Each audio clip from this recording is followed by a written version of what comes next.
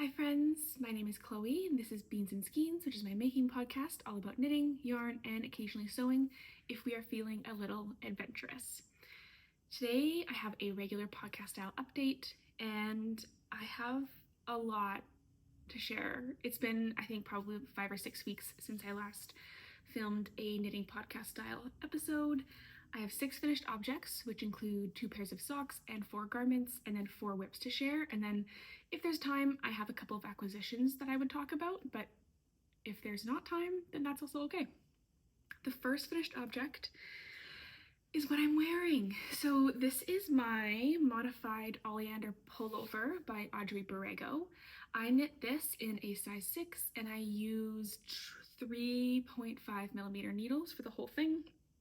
It is a bottom-up drop shoulder all over lace pullover, and the original design has a v-neck and long sleeves. I knit this as part of the A Sweater for Summer knit along that my friend Natalie from Knit Cheek and I are running until the end of this month, so the end of June. And I wanted to modify this pattern to make it a little bit more summery, hence the short sleeves. And I also wanted to modify it to be a crew neck version because I just think that is going to be more wearable for me than a v-neck.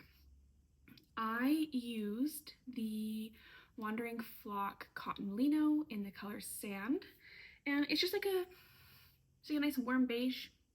The makeup of that yarn is like kind of interesting. It is 35% cotton, 30% silk, 20% linen, and 15% alpaca.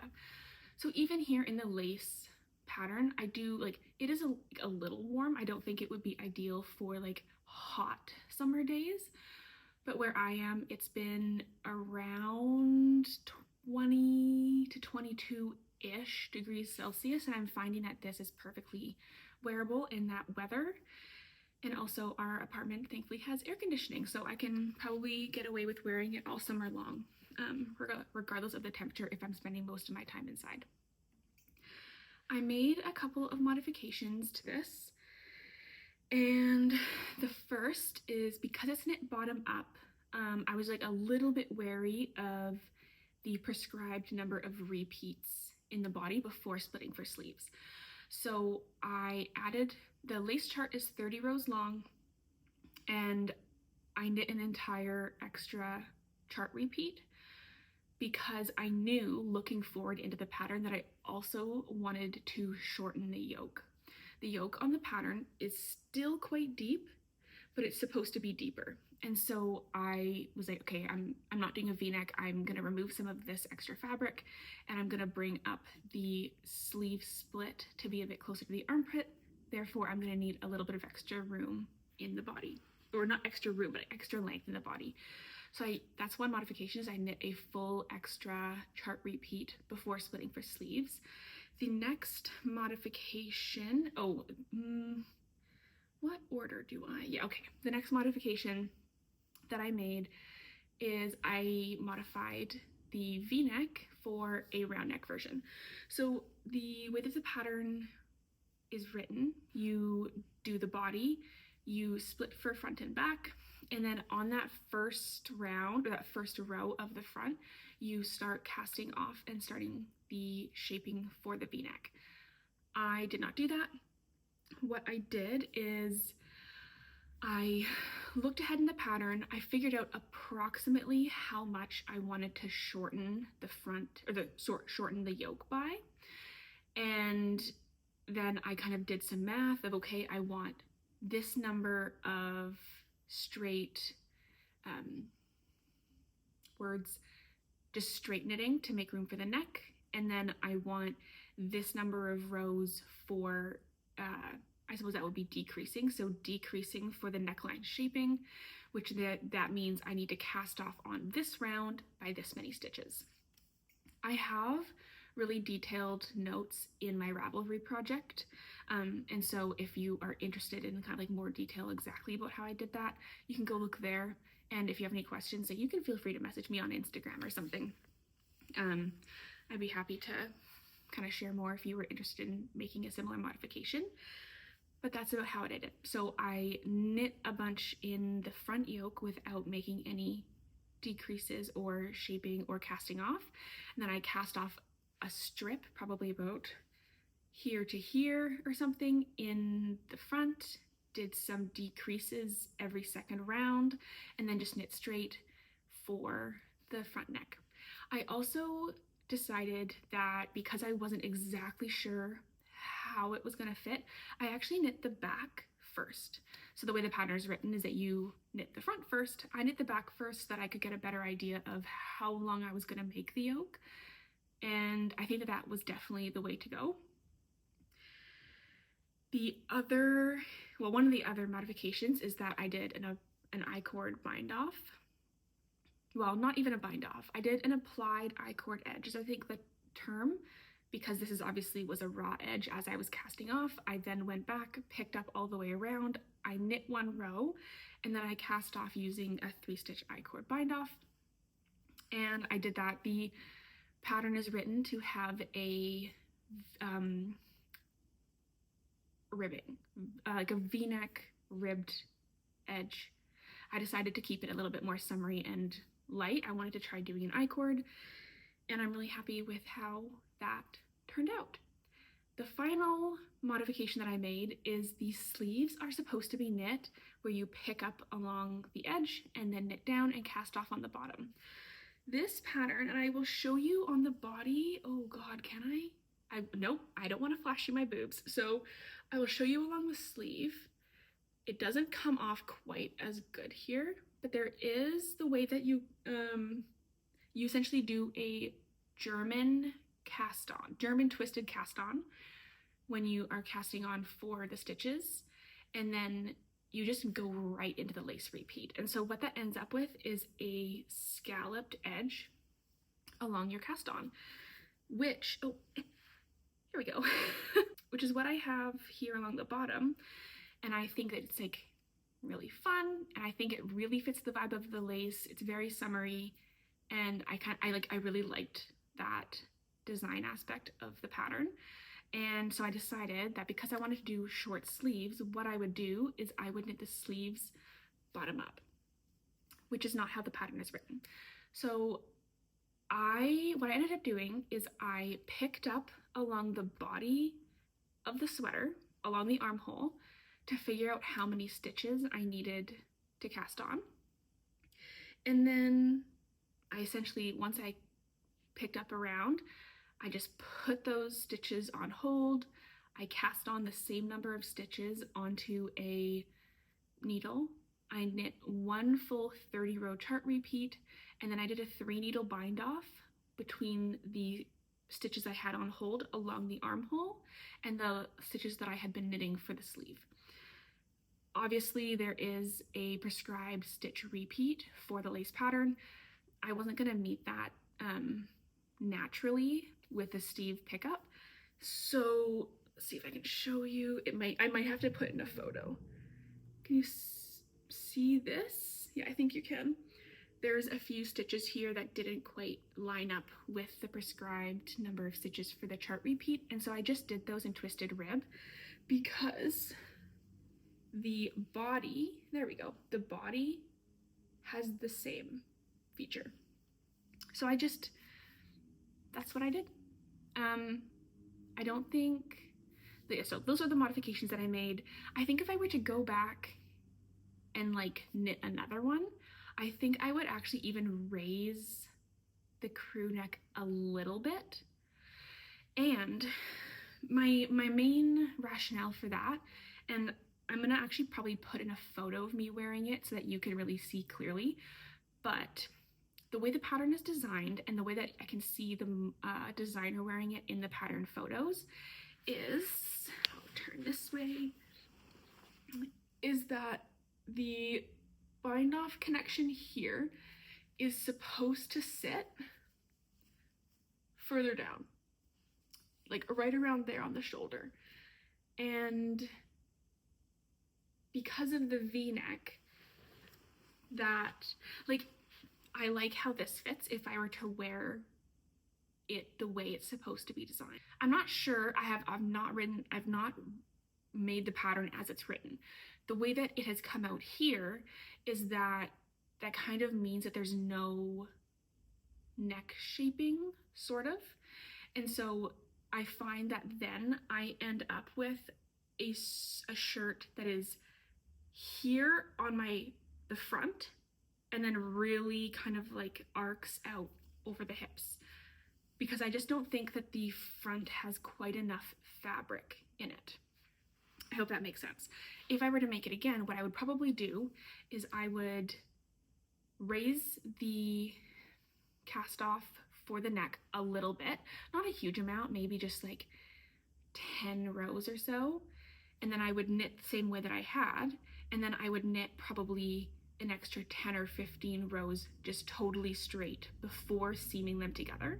And then that way the front of the sweater would have a little bit more fabric than the back of the sweater. And then when it's being worn as it's supposed to be, with the bind off kind of partway down the shoulder, it wouldn't be so high up in the front. And I will put a photo in to better show you exactly what I'm talking about, because if I try to show you now, I might actually flash you my bra, and I don't really want to do that. Anyway, so this is my first finished object. As I said, it's the Oleander Pullover by Audrey Borrego. I really liked knitting this. I thought it was going to take me way longer than it did, and which is why I cast on kind of before the official start of the knit along. The knit along is very casual, whips were welcome, so I figured, I'll just cast it on, I'll start working on it, but it actually knit up a lot more quickly than I was expecting, and yeah, I thought it was really fun. I did find that for my size, I had to cast on over 350 stitches, and so doing a German twisted cast on followed by a row right into the lace repeat was a little rough. I won't lie.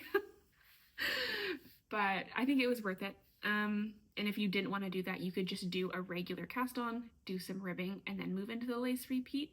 But I think that this scalloped edge of lace is really, I think it's so cute. I think it's so summery, and for like the modifications and the intention that I had with making this, it was perfect. So that's all I have to say about the Oleander Pullover by Audrey Borrego. And again, if you have any questions about any of the modifications that I made, I would be happy to share more. So my second finished object is my first ever Petit knit pattern. Hang on, let me just scooch over. There we go. So this is the Cumulus Tee O Neck by Petit Knit. I modified this in a couple of ways. I had a yarn that I really wanted to use, and it was a lighter weight. Not a lighter weight, but it was like a finer yarn, if that makes sense. Like it was still a fingering weight, but it was very densely plied.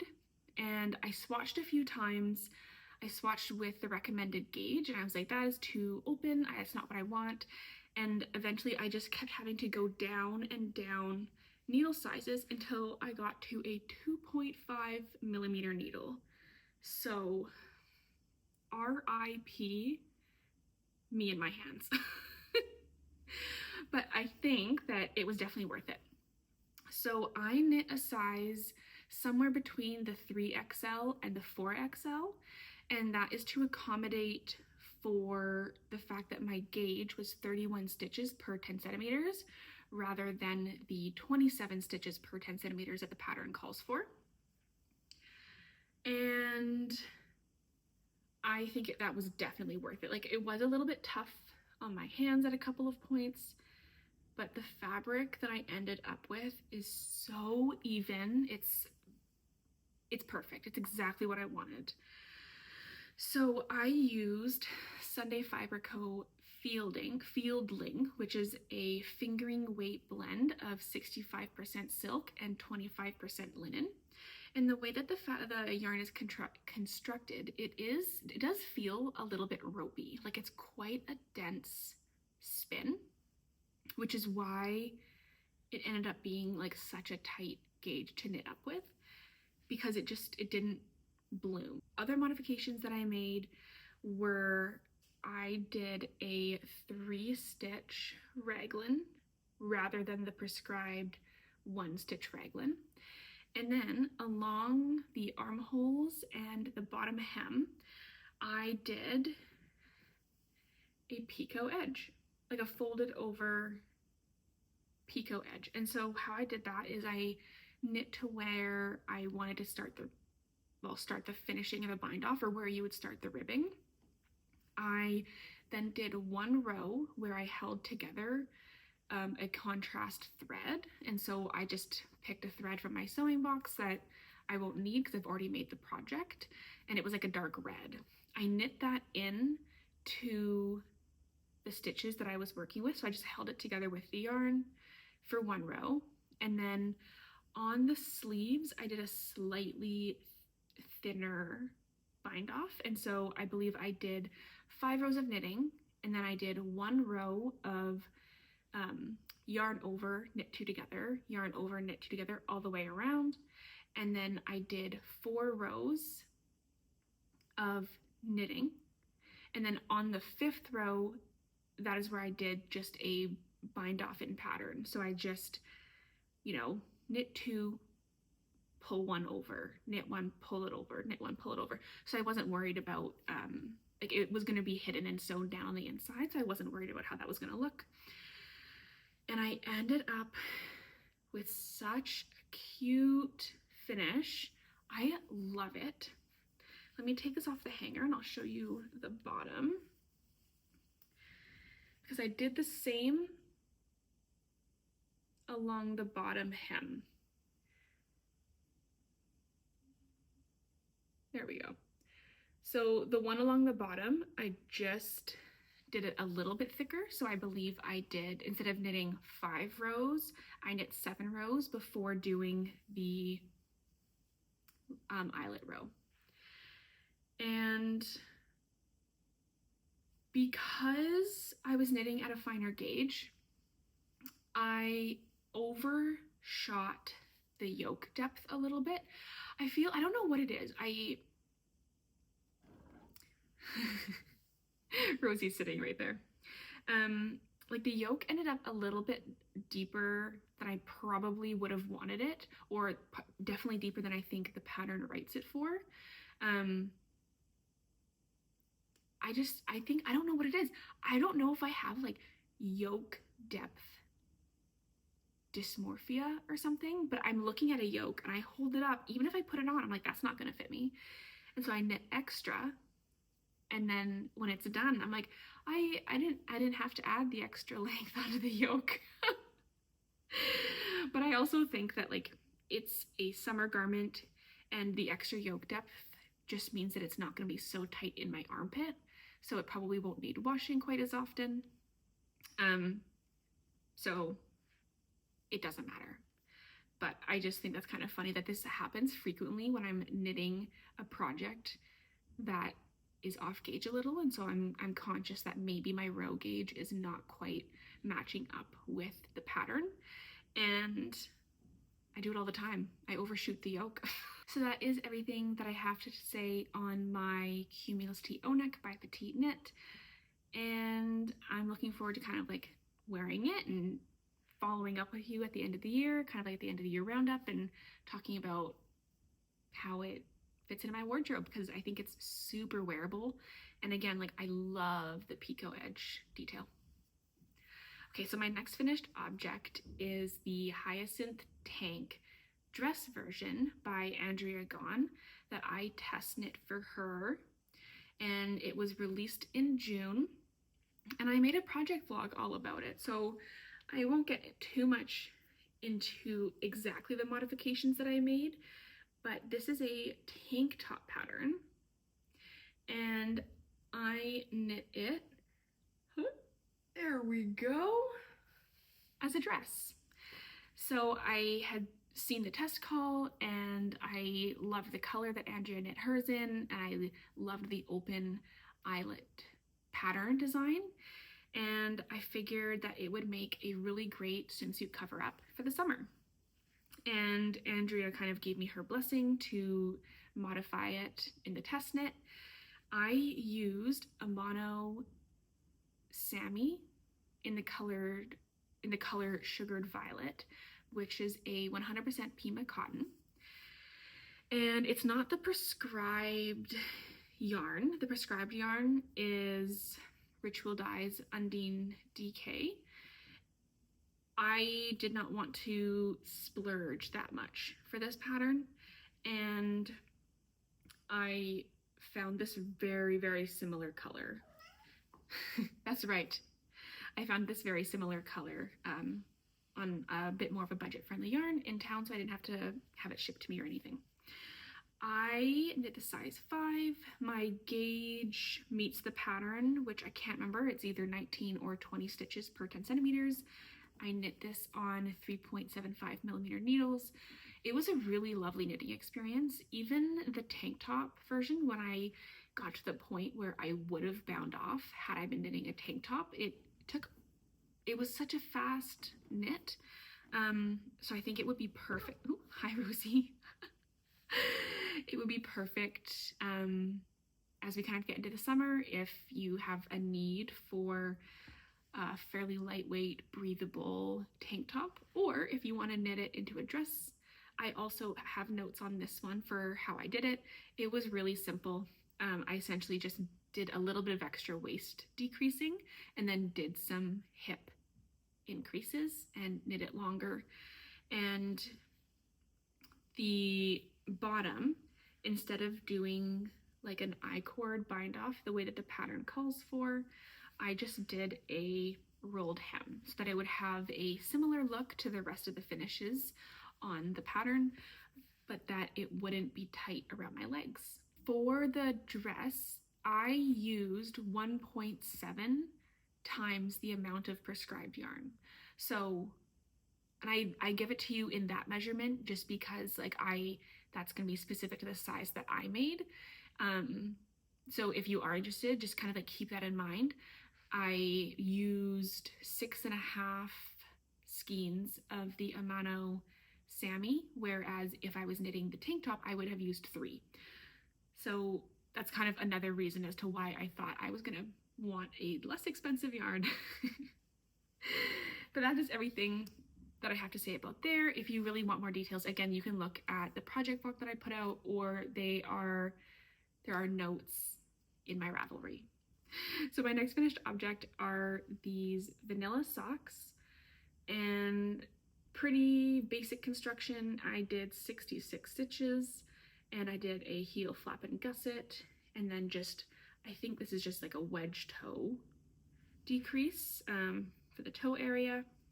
The yarn is Farmer Daughter Fibers Bighorn Sock, and I can't remember the name. I don't actually know if you can get this sock color right now just on its own.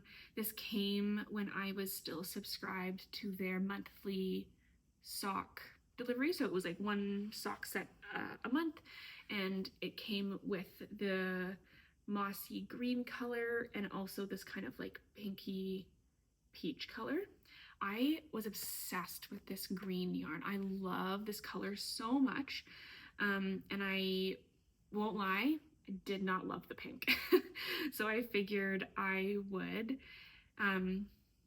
not do kind of like a contrast cuff like I normally would. I would knit with the green on the areas that it could be seen if I was wearing them in my shoes, and then I just put a bunch of the pink along the feet to kind of like preserve the green yarn in case I want to make another pair of socks with it. I have more than half the skein left, and so if there's like another contrast color that I have in like a little mini skein or even like leftovers, then I could do another pair of socks.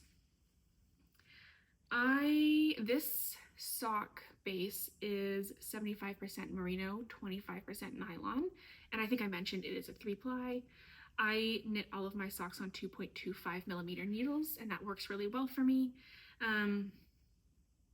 And yeah, that's all I have to say. My 5th finished object is the Cove Sweater by the Knit Purl Girl. Here we go.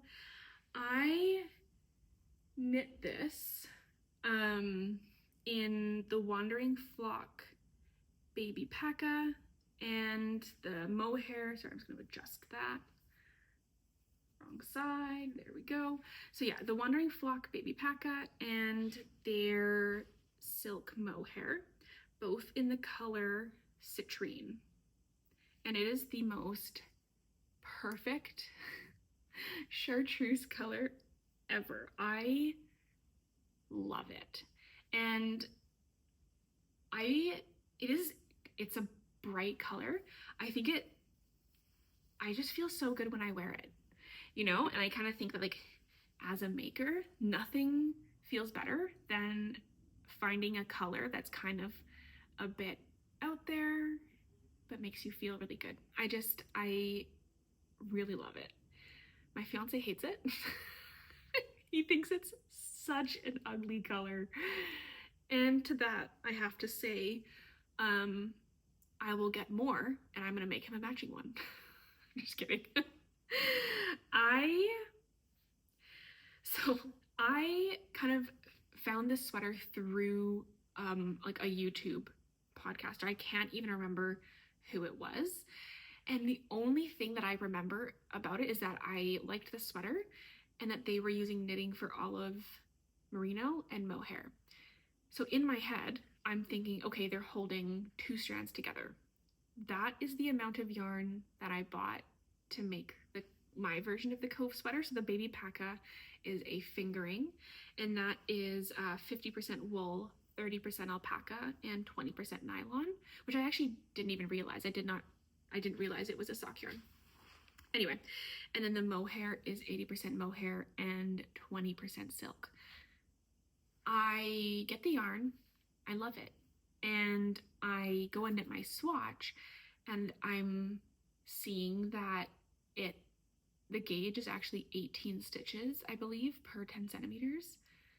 And I was like, okay, that's not out of the realm of possibility for me, I guess, for a fingering weight and a mohair.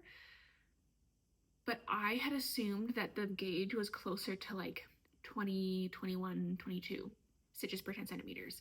And so that's kind of like the idea that I had with like what fabric I was going to end up with. And when I realized that it was 18 stitches per 10 centimeters, I went back, I looked at the maker that I had originally seen, and I realized that they were holding 2 strands of mohair fingering and 2 strands of merino and 1 strand of mohair. And I was like, that is the most rookie mistake I have ever made. And so what I ended up doing is I thought about using the prescribed gauge, and I realized that it was just going to be too open. That wasn't what I wanted.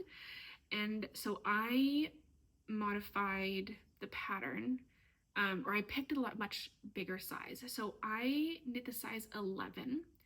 And if I were to knit that on gauge, that would have a bust circumference of around 160. I wanted the bust circumference for the size 8, which is 131.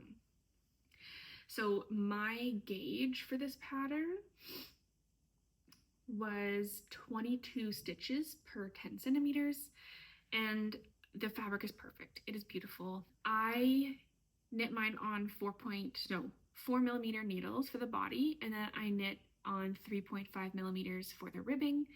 And the other kind of modification that I made is that the pattern calls for 2x2 rib. I decided that I wanted to try experimenting with half twisted rib. I've never done that before. I've looked at it, I think it looks nice, and I've just never attempted it. So I did it for this pattern. And at first I did it along the neckline and thought it looked really great. And then I obviously have it on the sleeves and the bottom hem as well. Before I tell you the saga, not even the saga, but I didn't realize that half twisted rib cinches in more than regular rib, at least for me it does, which I guess kind of makes sense because the stitches are tighter. But I have not gone and double checked my work, and I don't know if it was that I had originally made a mistake or there might actually be an error in the pattern, and I keep meaning to go back and look just so I could like email the designer and let her know, but I haven't had time yet. So the size 11, when I was knitting it, I was like, I'm gonna be getting, because I've done the math, I know that a size 11, the stitch count for me around the bust is going to equal about 130 centimeters. When I got to the point of joining the front and the back, because it's knit as a drop shoulder, I measured it, like the two pieces held together, and I was like, I am gonna get a sweater that is closer to 150 centimeters. And at the time I was like, well, I guess that's just gonna be what it is. Like maybe my gauge is off. So I joined in the round, I knit a few rounds, probably like, I don't know, like 10 or so rounds. And then I decided, because I obviously got the initial gauge very wrong, I was really worried that I was going to be playing the most extreme game of yarn chicken. So I said, okay, I'm joining the round, I'm going to do the sleeves, and then I will use the rest of it on the body because I'm going to not have enough. And I went and I picked up along the armhole at the prescribed rate, which is 3.4, 3 stitches, like 3 out of 4 stitches. And then I counted and I had 20 too many stitches. And I was like, okay, that is weird. And I had like a moment of like processing where I was like, I'm picking up at the prescribed rate for this size. So why is my stitch count so off? And then I remembered back to being that my body circumference was also off. And so I was like, okay, that's funny. So I went and counted the stitches on the body, and I had probably 40 too many stitches, which means that, and then, okay, so I was like, okay, either the pattern is wrong or I picked up too many. I went and like compared to the pattern, looked at the stitches, and I did have like too many stitches compared to what the size 11 is supposed to have. I did the math for the prescribed gauge, so 18 stitches, on the number of stitches that I had, and the size would have been way too big. So I think that there may be an error in the pattern, but I need to double check. But just like a double check your stitch count if you're making a like in that size 11 area, just because I think that you may have too many. So what I ended up doing was I ripped out the work in the body that I had done. I ripped out 24 rows for the front and the back, which at the time, now that I look at it, makes sense because the yoke was so deep. But I didn't really think about it. But I am glad that I caught that, because otherwise it would have been enormous. So I, again, will put photos of me modeling it for you, but there we go. So you can see like the yoke depth is good. It's good yoke depth. But just, yeah, keep that in mind. If you're in a size 11, you might want to double check the stitch count. So once I sorted that out, I kind of fixed it. I worked a little bit in the round. I had like a ball of yarn that I had unwound from both the front and the back. So I just knit in the round till I had used that. And then I went back and did the armholes. So I picked up again at the prescribed rate of 3 stitches in every 4. Oh, I've got mohair in my nose. And I had pretty much bang on the correct number of stitches, which was perfect. And I believe that just because my gauge is smaller and the proportion of how shoulder size to bust size doesn't change equally across sizes, it means that the drop off the shoulder is not quite as pronounced as it would be if I was knitting at the prescribed gauge.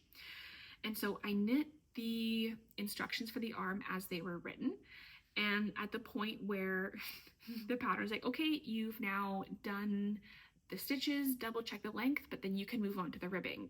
So I did that, and it was like here, and I was like, I'm not looking to have 30 centimeters of ribbing on this sleeve. So I ripped it back, and the sleeve design has a chunk that are just kind of like regular gradual decreases to slightly taper the arm.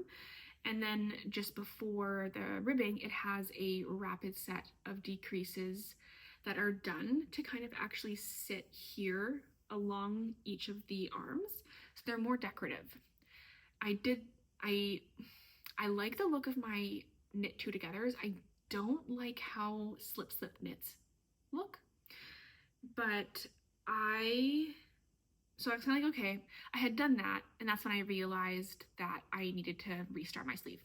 So I ripped out the decorative decreases and I continued knitting.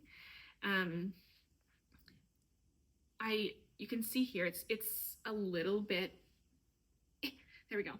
So it's not perfectly tapered, but this bit here is the initial decrease.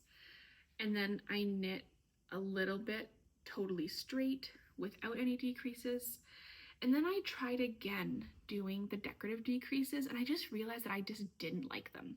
So I ripped those out, and then I just did more gradual decreases at the base of the sleeve, so that I ended up with like a really nice taper.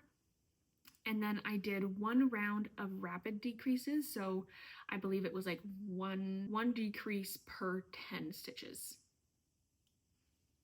So with the number of stitches that I had on the needle, it was probably 6 or 7 decreases in that row. And then I did the twisted rib. And this is kind of where my learning of twisted rib being tighter than regular rib would have been useful to know. Because I ended up with these little tiny cuffs. And when I was looking at them, I was like, it's pretty small. And I tried it on, and it sits with a hair of positive ease. So I was like, okay, I'm gonna leave it for now.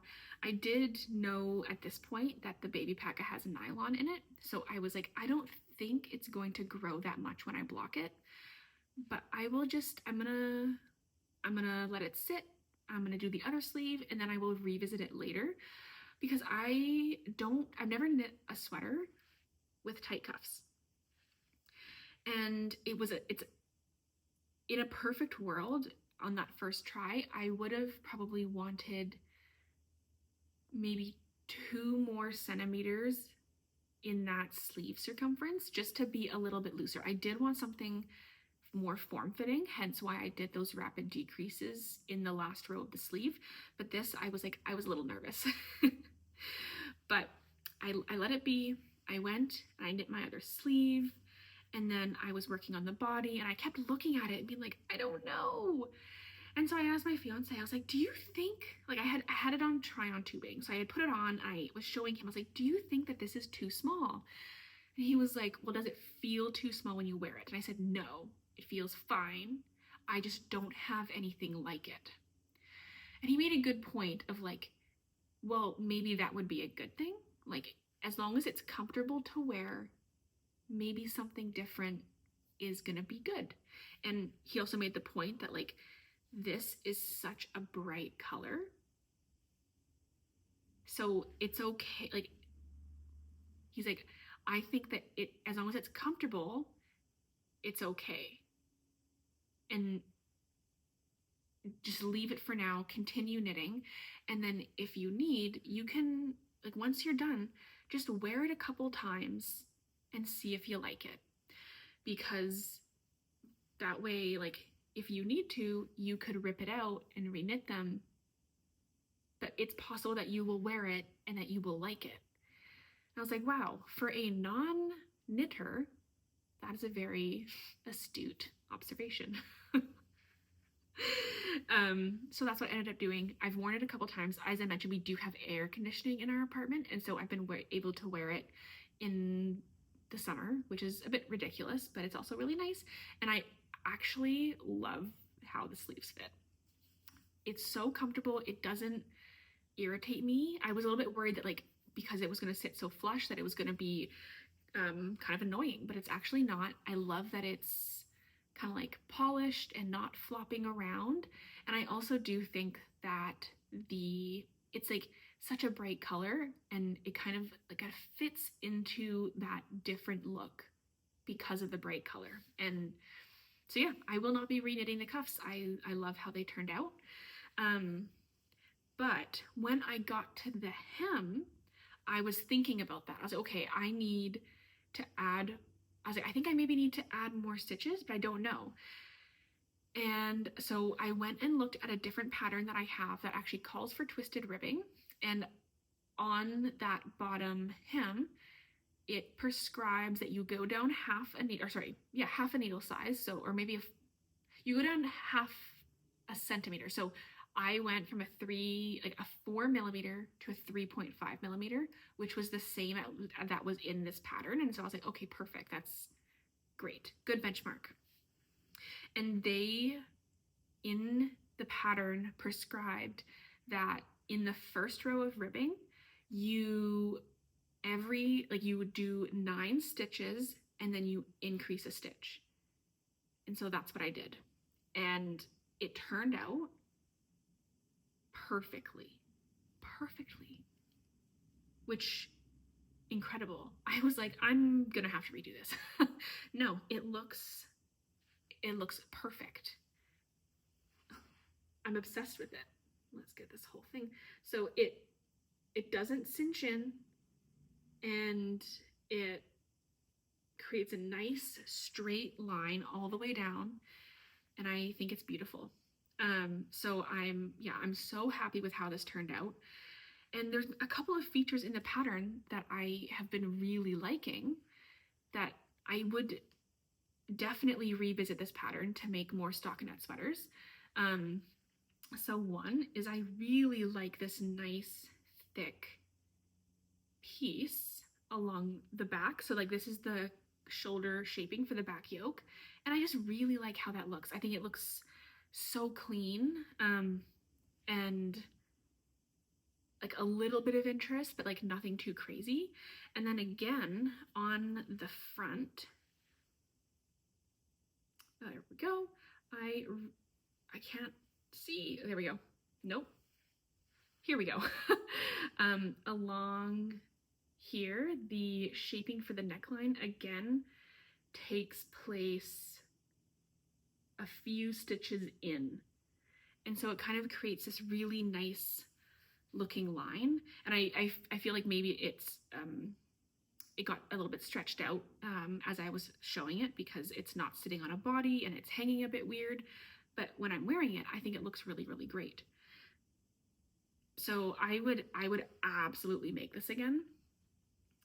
And the other thing that I thought was really interesting, and I don't know if it's across all sizes, but I believe it is as you knit, so you pick up, after you knit the back shoulder shaping or the back panel, you pick up along that front edge and you start knitting down. And then here along the where the sleeve is going to be, so kind of like as you're moving over top of the shoulder cap, there's a few decreases. And I had never seen that before. But I think it created such a good fit over the shoulder. And so yeah, I think that this might just be my go-to stockinette sweater in the future, when I need to make, or when I want to make another one. And this one also has some German short row shaping along the back hem to kind of drop the back hem a little bit. And I think that kind of is like a really nice, flattering look. And again, another thing I've never done before. And you can omit that if it's not your thing, but I was really impressed with that pattern. I love how it fits. Immaculate. I love it. It's great. And so that's all I have to say about that. I've never used that mohair before, the Wandering Flock Silk Mohair. She be hairy. I was covered every time I would work on it. It's even floating around right now. But yeah, so like the couch, my clothes, the blankets were all covered in this chartreuse fluff. So, that was kind of a new experience. I've never had mohair shed on me quite as intensely, but it's worth it. It's incredibly soft. Okay, so my final finished object are the Harriet Socks by Summerly Knit. And these are from her book, The Sock Project. I really like Summerly's socks, and I have quite a lot of sock yarn, so everything, ooh, there we go, everything here, that's all sock yarn, and I've been really getting more into knitting socks, and I have been really enjoying them, and I love wearing them. And so yeah, I thought that these ones were really cute. So it has this really cute mirrored cable down the front and the side of the sock. They both lean in the same way. And then after the heel, just one on the front of the sock carries down. The pattern calls for a heel flap and gusset. I have just wanted to experiment with a different type of heel construction, and so I did a forethought heel because, ironically, I actually have no problem knitting sock toes or doing the grafting at the end. I don't mind that step, but I find that when I'm knitting socks, the heel flap and gusset is a bit of a barrier. I don't really love doing that, and so I thought I would just experiment with something else. I've also found that on socks, I have been using the heel flap and gusset from the start because it's the most robust and sturdy and durable. What I've actually been finding is where I'm getting the most wear and where I'm actually wearing through some of my socks is here along the foot. These ones don't, like these ones are pretty fresh. I've only worn them a couple times, so they're not wearing through. At the front by my toes, that is where I wear through the hardest on my socks. So hence the forethought heel. And I quite enjoyed it. It was my first time. I don't yet know how they fit. I haven't actually tried them on yet, which is kind of silly, but I haven't. And I'm gonna try them on probably when I'm done filming. And and I'll wear them around a little bit. If they fit well and they feel good, this might be my go-to heel construction moving forward. So we'll see about that. That would be nice because I found it much easier to get through the sock when I didn't have to do the heel flap and gusset. Yarn, again, is from Farmer Daughter Fibers. I believe this one is the Elkhorn sock, which is a 2-ply, and it is 80% punta wool, which I suppose is a different breed, and then 20% nylon.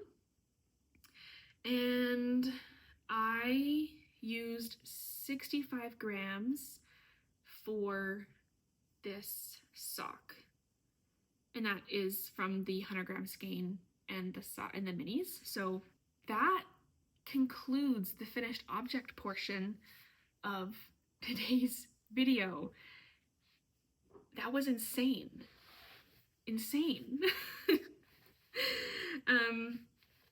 So for my works in progress, I have a few.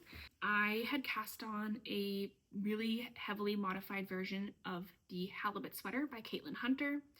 That is a sweater that traditionally is a circular yoke, and I love the color work on that sweater, but I've never seen one that was knitted as written that I've liked the fit of. I find that the sleeves are too skinny, the yoke is too deep, and I don't like it. But I have wanted to knit it for so long.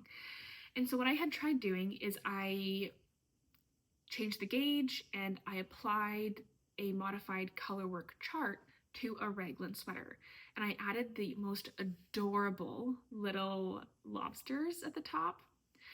And as I was knitting it, I was really liking the colorwork chart, but I wasn't sure about the raglan increases because the raglan was done just in the main color, which is this kind of like teal from Explore Knits and Fibers. It's their Earthy DK, and this is the color Fantasy. I just thought that the raglan was kind of disrupting the color work in a way that kind of ruined it. And I wasn't sure, and I kind of asked for your feedback, and people kind of agreed. And I was like, okay, it's very validating to know that I'm not kind of just like doubting myself.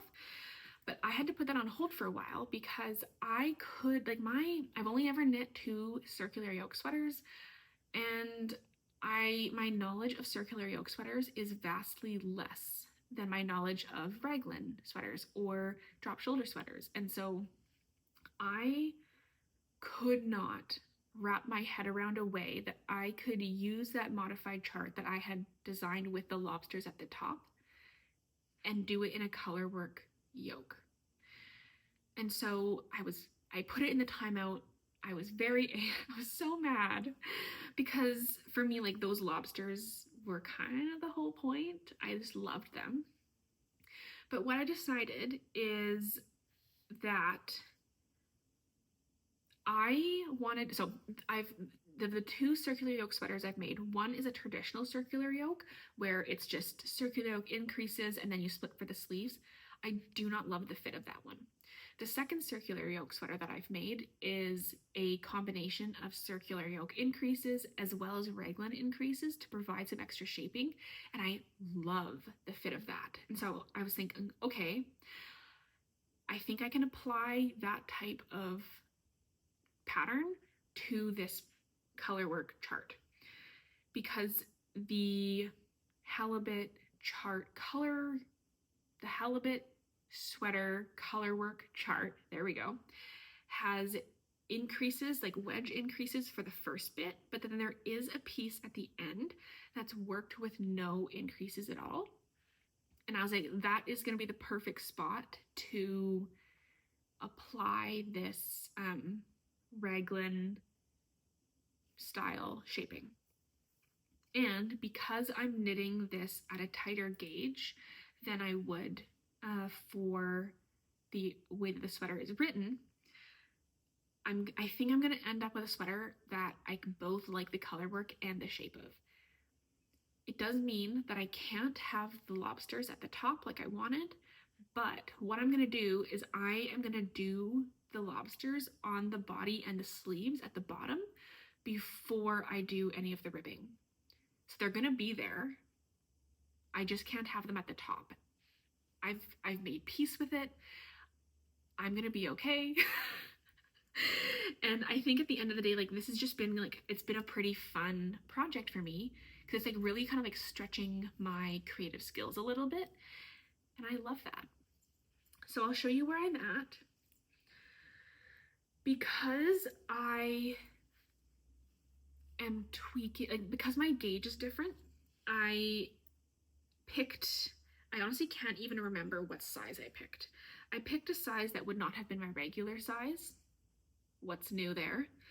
And I also changed where the beginning of round was going to be, because what I wanted to make sure is that on the front and the back and each of the sleeves, I was going to end up with full chart repeats that lined up with where I wanted my raglan increases. So what I have is this so far. It is very crumpled. I'm losing stitches, but that's all right. There we go. That's a bit better. So let me just get these back on. I am knitting it with 4 chart repeats on the front, 4 chart repeats on the back, and 3 on each sleeve. And when I'm done, I've kind of done the math of how many raglan increases I will want to do. I've kind of like done it in a way where the raglan increases will happen only on the body and not on the sleeves. And that's great. I'm looking forward to trying that out and seeing how it fits. I am using a 3.75 millimeter needle, and it's a DK weight yarn. So like I mentioned, it's the Explorer Knits and Fibers Earthy DK. This color here is Fantasy, and this color here is Forage. I really like Forage. It's really, really beautiful. I will add, again, in typical Chloe fashion, because I am modifying this pattern so much, I have no idea if I have enough yarn. So I'm gonna have to kind of like wait and see. I've kind of been thinking a little bit about like what yarns I think might blend well with this. Potentially, like it's round, it's bouncy, it's a bit toothy, like it's not uber soft. So I was thinking potentially Sandisgarn Peer Gynt might be a good match in terms of like size and feel, or maybe Sandisgarn Sunday or Double Sunday, I think is actually the DK weight version. And then in terms of like a color to pair, potentially like a rusty orange, so that way it kind of almost fits with the idea of like this one, where it's kind of like lower contrast and it's a cool tone and then a warm tone. And then I think, like, I thought about trying to match it as like using an ochre. I don't think that is going to be the right look, because it's going to look like I'm trying to match it unsuccessfully. So that's where I'm at with the Halibut sweater. The whole chart is, I believe, 60 rows, and I think I'm on row 35, and I have this much left of my first skein of the forage from Explore Knits and Fibers. And so, like, obviously as I'm going, my rows are getting longer and longer. I'm just over halfway, and I'm almost on my first skein of 2, which is kind of why I'm thinking I may not have enough. But overall, I'm pretty happy with this, and I'm happy with the direction it's taking, and I'm happy that I can still get the lobsters in there. So as I kind of continue working on that, I invite you to come back and see how it's going. Because this is like a DK weight yarn, and I'm knitting it on 3.75 millimeter needles. And my plan is that it's gonna be more of a outerwear piece. Like, it's gonna be to wear when it's cold or when it's rainy, and when I don't want to wear a jacket. It's resulting in a fairly dense fabric, and for a while I was getting really tired when I was working on it, and I could not figure it out. Like, I would do a row and the row would take me forever, and I would beat at the end, and I would be like, I'm tired of this, I don't want to do it anymore. It occurred to me that because the gauge is so dense, it's more tiring to work on, and so I actually put it on a much larger cable, and that has seemed to help quite a lot, and it's much more enjoyable to work on now. So my second whip is also a pair of socks, and it is the Murmuration Socks by Summerlee, also from her book, The Sock Project. These ones are actually not for me, they are a gift, and they are for my sister-in-law, so my brother's girlfriend. They've been together for quite a long time. She has applied to vet school, and the school is in Saskatchewan, and that is interior Canada. It's cold in the winter. Like, it's pretty similar to the city that I was living in, so there can be big temperature fluctuations season to season. In the summer, it can be like 30, 35 plus. In the winter, it can get down to minus 40. And we don't yet know if they're moving this year. If she doesn't get in this year, she will reapply. And so I'm starting to work on some socks for her and my younger brother. And I thought that these ones were really cute. I started these ones before I had started my Harriet socks, but I realized that because I've never done the forethought heel construction before, I should probably do a test pair for myself before doing the heel for a gift. The yarn is so beautiful. I have had this in stash for probably 2 years, I got it from my old local yarn store called Top Drawer Yarn in Prince George. They don't have an online store, unfortunately, but this one is not written. This one is dyed by a dyer in Prince George. They're called Scarves for Hope. And this color, so it's just a sock base. I believe she only has one. And the color is Low Tide, and which is kind of a funny name. But it's got like this, yeah, I showed you, it's got this really beautiful mix on kind of like a beigey base. It's pops of bright blue and a little bit of brown and yellows. I think it is stunning. And the funny thing is that it has sat in my stash for 2 years. Let me just get that out of the way. And first, like I almost destashed it a couple of times just because I was like, I'm never gonna use it. And as soon as I cast it on and was knitting with it, I was like, holy moly, this is so pretty. But what if I just didn't give these to Maya? And then I was like, relax. But yeah, it's going really well. I think that the Murmuration Socks, it has this really cute little, it almost reminds me of geese. Like when they migrate, they fly in those V formations, and the lace pattern reminds me of that. And they're just like kind of cute and feminine, and I'm hoping that Maya likes them. So my third work in progress is the So Basic Sweater by Maxim, and that is the designer and co-owner of Les Garçons yarn, which I believe is in Montreal, Canada. And I'm using it as a base because my gauge matches, but I've added texture to the pattern.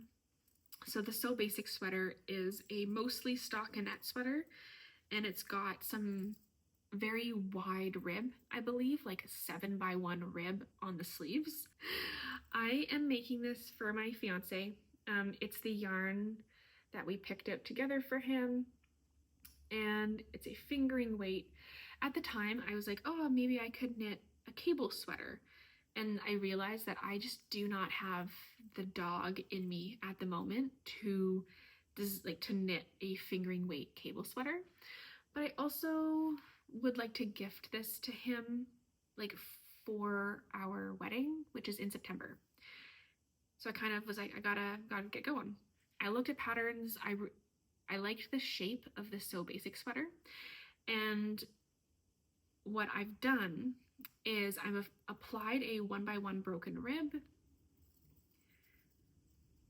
and I've also, along the raglan increases, I've added a 4x4, sorry, not 4x4, a 4-stitch 2x2 cable. And I did a couple of swatches. I did a stockinette swatch. I did a 1x1 broken rib swatch. And my fiance preferred the broken rib swatch. He really likes texture, so that's what I've gone with. And then I showed him a couple photos, and he decided that he wanted a cable. Classic. So that's what I'm working on. I am making the size large. I'm knitting it on 3.5mm needles, and I believe the stitch gauge is 26 stitches per 10 centimeters. I am using Hudson and Westco Weld, which is their fingering base, in the color Lake, which is a really beautiful dark gray blue, and it is a mix of 70% merino and 30% Corriedale. So I think like the result is going to be like this really beautiful kind of like, it's going to bloom, it's going to be warm, it's going to be airy, it's going to be lightweight. I'm looking forward to it. And my last work in progress is the very, very, very early beginnings of the Paul cardigan by Moreca Knit. This is what I have so far. It's the beginning of a single shoulder panel. So this is a pattern that I've had on my to knit list for a while, and I'm at the point where I have 2 cardigans that I wear, and a bunch of sweaters. So I think I was like, okay, I'm ready to cast on a project, what I want to do. I decided on a cardigan. This is a pattern that has this really interesting like curved back yoke. So it's almost like a little semicircle or like a little crescent where the peak of the crescent is kind of here at the back neck, and then it tapers out, curves out as you move towards the underarm, basically. I am knitting a size 2XL, and it's a 22 stitch gauge, which I've met on 4mm needles. And so the yarn that I'm using, it's kind of a funny combination. I am using this one here, which is from Sonder Yarn Co. It is the Sunday Morning Luxe Sport in the color Hot Cocoa. And then I'm also using Sonder Yarn Co. Halo, which is their mohair base, and this is the color Mauvulous, which is so cute. And it's a weird color combination. I will own that. I've had the brown in stash for a while, probably about a year, and I just have never really known what to do with it. And I knew that I wanted to pair it with a mohair. And I've just been really inspired recently by like weird colors. So I have the citrine chartreuse sweater from the Wandering Flock yarn in the color citrine. And I really had this idea of pairing the brown yarn with a different color mohair, like a vastly different color mohair. And when I was thinking about what I kind of wanted to do, I Googled the color wheel, and I looked at what colors were across from brown, and we kind of got this like purpley shade, purpley lavender, and I was like, well, that would be interesting. So this is where we are. So I actually really like it. I knit my first swatch about a month ago. I got it in the mail, knit it up, and it's just been living on my board, and I keep looking at it, but I didn't want to cast anything on until I'd cast off a few of the whips that I had. And I really like that because the mohair is lavender. When you look at it from far away, it takes on a bit more of the lavender shade, but then when you look at it close up, you can definitely see the brown as well. And I think that it's just like such a fun project. Like it's kind of weird. I know, it's a bit kooky. Yeah, okay. It might not be the most wearable thing that I can wear every single day, but I also don't really care. You know, not everything needs to be full functionality, you know? That's fine. And I picked the most perfect buttons. So I got these from Hall and Hoof, and I had heard about this, like they're handmade buttons. Andrea Mowry used buttons from them on one of her cardigans that she released, and I was looking at their website, and they had these handmade floral buttons.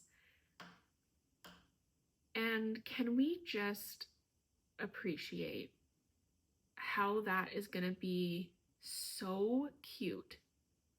It's gonna be so cute. I cannot wait. So I'm slowly gonna work on this,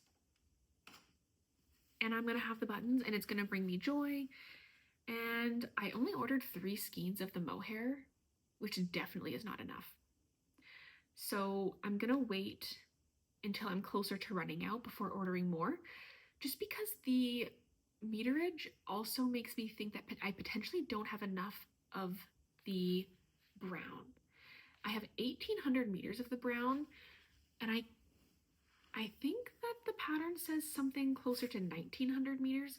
So I just kind of want to knit until I have used all of the mohair that I have, and then I will figure out if I'm gonna, like, maybe I can gauge if I need more brown. because it would be great to not place 2 separate orders and just to be able to order them all at once, because I would be ordering only enough to like supplement what I have for this project, and I would not want to buy extra, which means that I probably won't be meeting the shipping for free Canadian shipping, and then to have to pay that twice for 2 separate balls of yarn would be silly. So yeah, that's where I'm at with the Purl cardigan. It's a super new cast on. I have already been talking for almost 2 hours. I'm definitely hoping that I'm going to be able to pare that way down for the actual editing of the video, but I am not going to do acquisitions today. So thanks so much if you made it all the way to the end. Thanks for watching all the way to the end. It was a bit of a crazy episode, and I hope that your summer is going really well, and I hope to see you next time. So have a great day. Bye.